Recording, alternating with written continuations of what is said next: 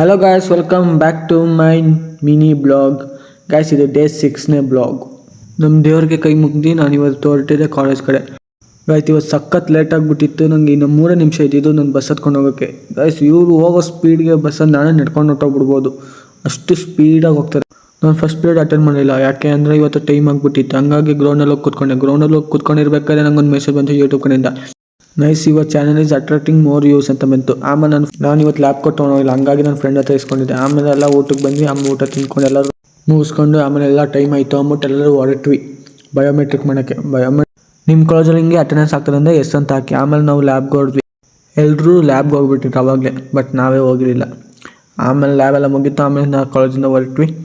ನಾನು ಡೈರೆಕ್ಟಾಗಿ ಮನೆಗೆ ಬಂದೆ ಬ್ಲಾಗ್ ಮಾಡ್ತಿದ್ದೀನಿ. ಆಮೇಲೆ ನಾನು ನನ್ನ ಗಾಡಿ ಎತ್ಕೊಂಡು ಹೋಗಿದ್ದೆ ನಮ್ಮ ಫ್ರೆಂಡ್ ಮನೆ ಹತ್ರ ವೈಫೈಗೆ. ಆಮೇಲೆ ಹಂಗೆ ನನಗೆ ಕಂಪ್ನಿ ಕೊಡೋಕೆ ಇವನೇ ಬಂದ, ಇವನೇ ವೈಫೈ ಓನರ್.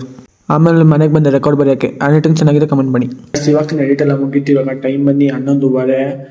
ಈ ಮಿನಿ ಬ್ಲಾಗ್ನ ಇಲ್ಲಿಗೆ ಎಂಡ್ ಮಾಡ್ತೀನಿ. Thank you for watching and good night. Bye bye bye bye. Good night. Good night ಅಲ್ಲ ನಿಮಗೆ, ಗುಡ್ ಈವ್ನಿಂಗ್. ಬಾಯ್ ಬಾಯ್.